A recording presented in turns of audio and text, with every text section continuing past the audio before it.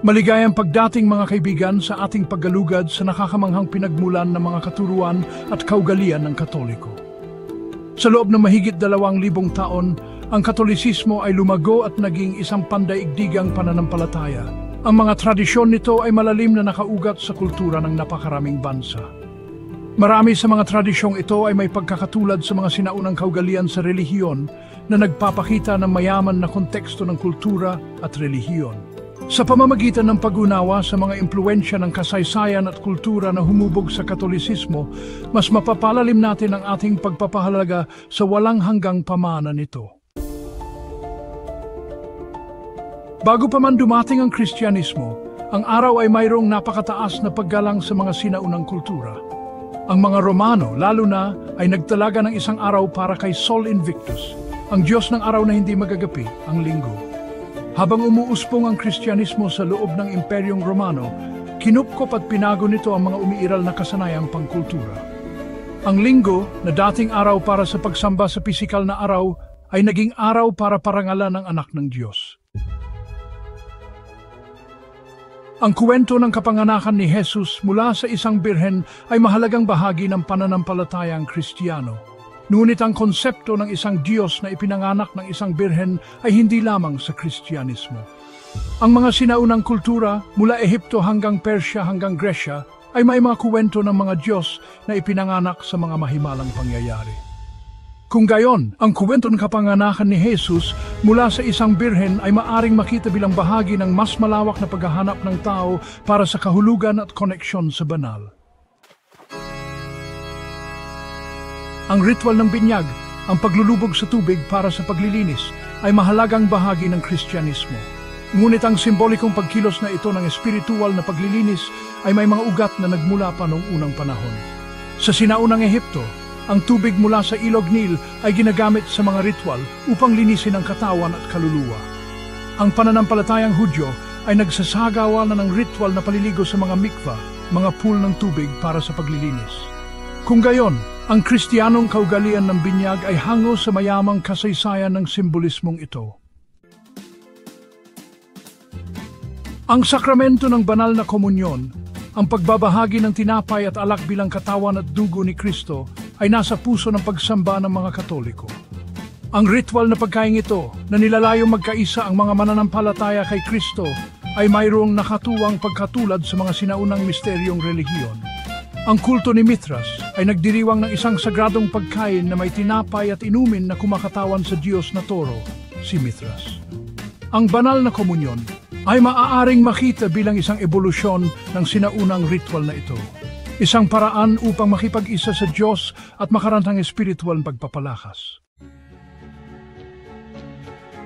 Ang muling pagkabuhay ni Hesu Kristo ang pundasyon ng pananampalatayang Kristiyano, isang tanglaw ng pag-asa. Ang konsepto ng isang Diyos na namamatay at muling nabubuhay ay nauna pa sa Kristyanismo, lumalabas sa maraming sinaunang mitolohiya. Ang Diyos ng Ehipto na si Osiris ay pinatay ng kanyang kapatid na si Set, ngunit binuhay muli ng kanyang asawang si Isis upang maging hukom ng mga patay. Ang muling pagkabuhay ni Jesus ay sumasalamin sa sinaunang arketipong ito, nag-aalok ng mensahe ng pag-asa na lumalampas sa mga hangganan ng kultura. Ang simbahang Katoliko kasama ang kanyang herarkiya at mga pari na nakasuot ng magagarbong damit ay nagpapaalala sa kadakilaan ng sinaunang panahon. Ang autoridad na ito ay nag-ugat sa mga tradisyon ng templo ng mga Hudyo at mga ritual ng Imperyong Romano. Ang mataas na pari ay pumapasok sa kabanal-banalan na nakasuot ng mga simbolikong kasuotan. Kinopya ng simbahang Katoliko ang mga visual cues na ito.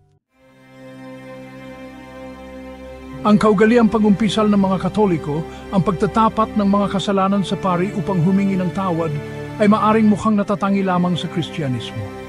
Ngunit, ang konsepto ng pagtatapat ng mga pagkakasala sa isang tagapagitan sa relihiyon ay mas nauna pa sa Kristyanismo.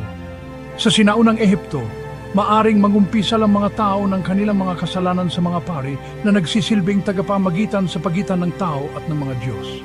Kung gayon, ang pangumpisal sa simbahang Katoliko, bagamat nakabatay sa teolohiyang Kristiyano, ay kumukuha sa pangkalahatang pagnanais ng tao para sa espiritual na paglilinis at pagbabago. Ang bango ng insenso ang kumikislap na liwanag ng mga kandila. Ang mga elementong ito ay laganap sa mga simbahang Katoliko na lumilikha ng paggalang at pagkamangha. Ang mga kaugaliang ito ay may mga ugat sa mga ritual bago pa ang Kristyanismo. Ang insenso ay ginamit sa mga sinaunang templo ng mga Hudyo bilang isang handog sa Diyos. Ginamit ng mga Romano ang insenso sa mga seremonya dahil naniniwala silang dinadala nito ang mga panalangin sa langit. Ginagamit ng simbahang Katoliko ang ganitong pamamaraan upang mapaigting ang panalangin at pagsamba. Ang konsepto ng selibasya sa mga pari ay may mga ugat sa mga kasanayang pangrelihiyon bago pa man dumating ang Kristyanismo at mga paaralang pilosopikal. Ang pag-iwas sa sexual na gawain para sa espiritual na kadalisayan ay hindi lamang natatangi sa Kristyanismo. Ang selibasya ng mga paring Katoliko ay sumasalamin sa isang makasaysayang kalakaran ng pag-uugnay ng selibasya sa espiritual na paglago. Ang pagbibigay-pugay sa mga santo at sa kanilang mga relikya ay isang natatanging katangian ng Katolisismo. Ang pagpaparangal sa mga individual dahil sa kanilang mga huwarang buhay ay may mga bakas sa mga kulto ng mga bayani sa sinaunang Greece at Rome. Sa mundo ng Greco-Romano, ang mga bayani ay madalas na sinasamba pagkatapos ng kamatayan. Binago ng simbahang Katoliko ang kaugaliang ito na kumukonekta sa mga individual na itinuturing na mas malapit sa Diyos. Ang pagbibigay-pugay kay Maria, ang ina ni Jesus, ay may espesyal na lugar sa tradisyong Katoliko. Ngunit ang konsepto ng isang banal na ina, isang mapag-aruga at tagapagtanggol na Diyosa ay nauna pa sa Kristyanismo, lumilitaw sa iba't ibang anyo sa sinaunang mitolohiya. Kaya naman ang pagbigay-pugay kay Maria, bagamat nakaugat sa teolohiyang Kristiyano, ay sumasalamin sa sinaunang arketipo na ito na nag-aalok ng ginhawa at kapanatagan sa milyon-milyon. Ang paggamit ng banal na tubig sa mga ritual ng Katoliko, mula sa binyag hanggang sa mga basbas, ay maaring mukhang natatangi lamang sa Kristyanismo. Ngunit, ang pagbibigay ng espiritual na kahalagahan sa tubig at paggamit nito para sa paglilinis at proteksyon ay may mga ugat sa mga sinaunang kultura. Sa mga ritual ng mga taga-Babylonia, ang tubig ay gumaganap ng mahalagang papel sa mga seremonya ng paglilinis na naglilinis sa mga individual mula sa mga espiritual na karumihan. Ang banal na tubig na binabasbasan ng isang pari ay nagpapatuloy sa sinaunang tradisyong ito na nagsisilbing isang nasasalat na paalala ng espiritual paglilinis at banal na proteksyon. Ang pagdiriwang ng Pasko ang kapanganakan ni Jesus sa Disyembre 25 ay maaring mukhang nagkataon lamang. Ngunit ang petsang ito ay kasabay ng mga sinaunang pagdiriwang ng mga Romano para sa winter solstice, isang panahon ng muling pagsilang at pagbabago. Ipinagdiriwang ng mga Romano ang Saturnalia, isang pagdiriwang na nakalaan para sa Diyos na si Saturn sa kalagitnaan ng Disyembre. Sa pagpili ng petsang ito para sa Pasko, may estratehikong itinapat ng sinaunang simbahan ang kapanganakan ni Jesus, ang ilaw ng mundo, sa mga dati ng pagdiriwang na ito. Ang Pasko ng pagkabuhay, ang pagdiriwang ng muling pagkabuhay ni Kristo, ang pinakamahalagang kapistahan sa kalendaryong Kristiyano. Ngunit, ang panahon ng Pasko ng pagkabuhay kasabay ng Spring Equinox at ang mga tema nito ng kamatayan at muling pagsilang ay nagpapaalala sa mga sinaunang ritual ng tagsibol para sa pagkamayabong. Ang Kristiyanong pagdiriwang ng Pasko ng pagkabuhay habang nakabatay sa muling pagkabuhay ni Jesus ay sumasalamin sa mga sinaunang temang ito. Ang rosaryo, isang kawing ng mga butil na ginagamit ng mga Katoliko sa pagbibilang ng mga panalangin, ay maaring mukhang natatangi lamang sa Kristyanismo. Ngunit, ang paggamit ng mga butil para sa panalangin ay mas nauna pa sa Kristyanismo at makikita sa iba't ibang tradisyon. Sa Hinduismo, ang Japa Mala, isang kawing ng 108 butil, ay ginagamit sa pagbibilang ng mga mantra habang nagmumuni-muni. Ang rosaryo ay akma sa mas malawak na tradisyon na ito ng paggamit ng mga butil bilang isang pandamang tulong sa pananalangin. Ang tradisyon mga Katoliko na monasticism, kung saan ang mga individual ay lumalayo sa lipunan upang ilaan ang kanilang sarili sa panalangin at pagmumuni-muni, ay maaring mukhang natatangi lamang sa mga Kristiyano. Gayunpaman, ang paghahanap ng espiritual na katahimikan at ang pagbuo ng mga komunidad na nakatuon sa mga espiritual na gawain ay nauna pa sa Kristyanismo. Kung gayon, ang monasticism ng mga Katoliko, bagamat nakaugat sa teolohiyang Kristiyano, ay sumasalamin sa mas malawak na pagnanais ng tao para sa espiritual na koneksyon at paglampas sa mga limitasyon ng mundo. Ang mga konsepto ng langit at impyerno sa Katoliko, mga walang hanggang hantungan ng mga kaluluwa pagkatapos ng kamatayan, ay maaring mukhang puro Kristiyanong ideya lamang. Ngunit ang konsepto ng dalawang kabilang buhay, isang lugar ng gantimpala para sa mga matuwid at parusa para sa mga masasama, ay nauna pa sa Kristyanismo. Kung gayon, ang mga konsepto ng langit at impyerno ng Katoliko, bagamat hinubog ng teolohiyang Kristiyano, ay batay sa malalim na pagninilay-nilay ng tao tungkol sa buhay, kamatayan at pagbuhukom.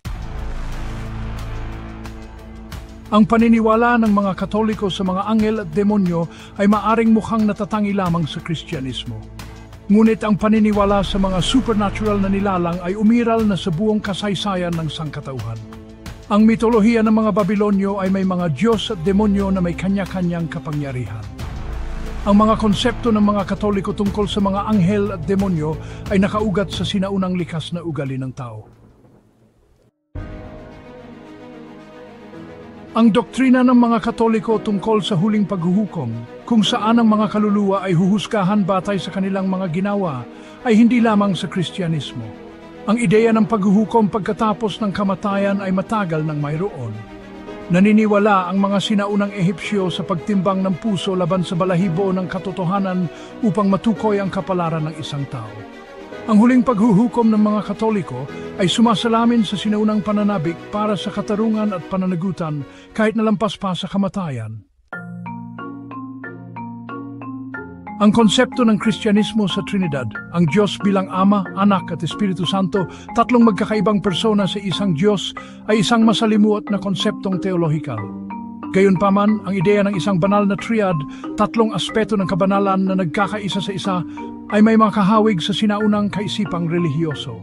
Sa sinaunang Ehipto, ang triad ni Osiris, Isis at Horus ay kumakatawan sa siklo ng buhay, kamatayan at muling pagkabuhay. Ang Trinidad ng Kristyanismo, bagamat natatangi, ay sumasalamin sa mga sinaunang huwaran ng pagkakaisa sa pagkakaiba-iba, pag-unawa sa kabanalan bilang isang masalimuot na pagkakaisa.